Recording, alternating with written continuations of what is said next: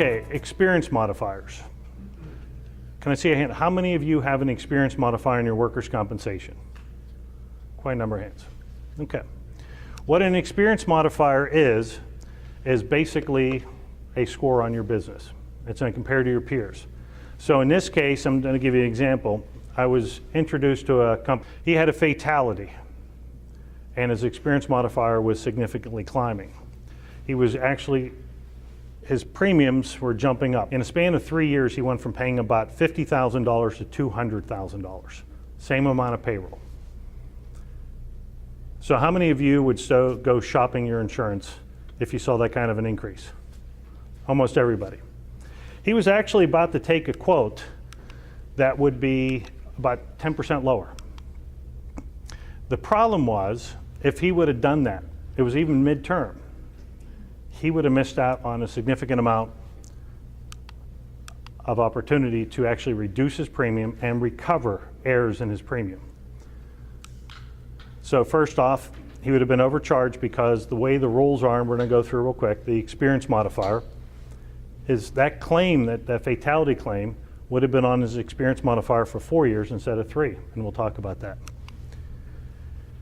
Because there was an error in the calculation of an experience modifier, he would have missed out on $86,000 in overcharges because the insurance company misreported the injuries at the job. Maybe I'll back up and give you an example.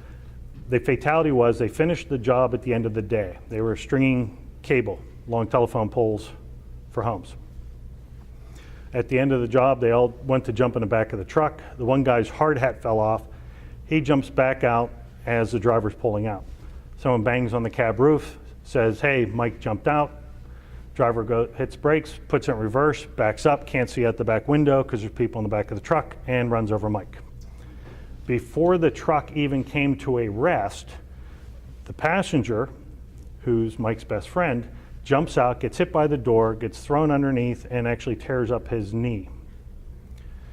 The driver, obviously, since he killed Mike, had a psychological issue and had to go see a psychiatrist for a while.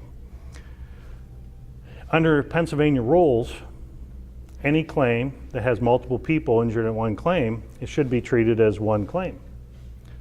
The insurance company tied the fatality and the driver together, but failed to tie the passenger. I made an argument to the insurance company that it should have all been one because the guy doesn't jump out if the driver doesn't run over Mike.